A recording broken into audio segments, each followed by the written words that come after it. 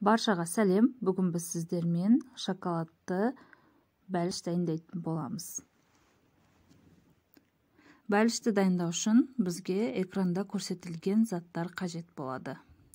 Ең алдымен ұнымызға ванилинді және де разрыхителімізді саламыз. Ыстық сүтіміздің үстіне, сүт міндетті түрде ыстық болу керек. Үстінен какаомызды саламыз және де араластырып шетке қоямыз. Какаомыз суы қажет. Одан соң 4 жұмыртқамыздың үстіне шым-шым тұз салып, осылай кішкене пена болғанша араластырып аламыз. Содан соң қантымызды аз-аздан сала отырып, тағы да өзінен 2-3 есе ұлғайғанша, әппақ ұлпа болғанша, тағы да миксермен көпіртетін боламыз.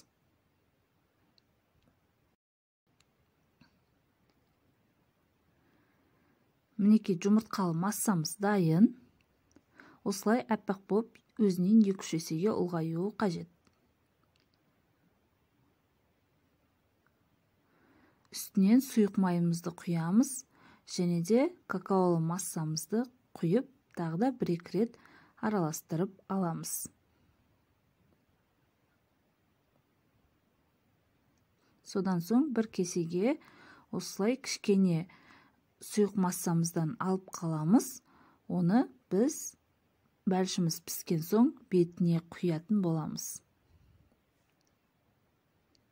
Яғни глазур ретінде қолданамыз. Қамырымыз дайын. Менде форма 28-де 28. Сіздер 23-де 32 формаларыңызды қолдануға болады. Формаңыз қаншалықты кіші болатын болса, бәлішіңіз соншалықты биік болып шығады. Алдын ала қыздырылған 180 градустық пеште 35 минут пісіріп аламыз. Және де әркім өзінің пешіне қарайды. Мінекей біздің пирогымыз дайын. Үстін вилкамен осылай тесіп шығамыз. Және де алып қойған шоколадты массамызды құямыз.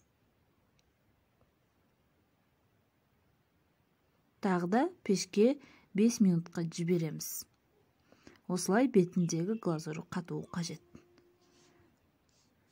Мінекей көріп тұрғандарыңыздай өте биік болып шығады. Және де дәмі өте ерекше. Жақындарыңызға жасап, оларды қуантыңыздар. Мінекей басып та көрсетемін. Өте жұмсақ, әрі дәмді болып шығады. Астарыңыз дәмді болсын.